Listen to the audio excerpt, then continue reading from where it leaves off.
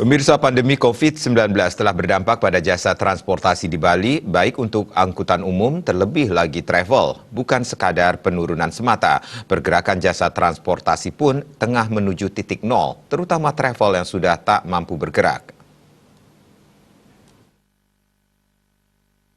Ketua Organisasi Angkutan Darat Organda Iketut Edi Dharma Putra mengatakan, untuk jasa angkutan antar kota antar provinsi saat ini masih bisa beroperasi.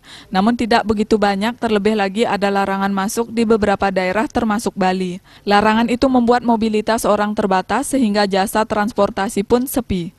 Tidak hanya AKAP, angkutan antar kota dalam provinsi AKDP juga mengalami penurunan drastis.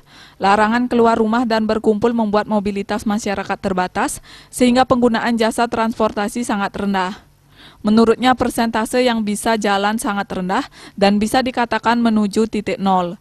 Terlebih lagi untuk jasa travel, baik lokal ataupun wisatawan mancanegara, sudah tak mampu bergerak lagi. Hal ini dikarenakan pariwisata Bali yang memang sedang beristirahat.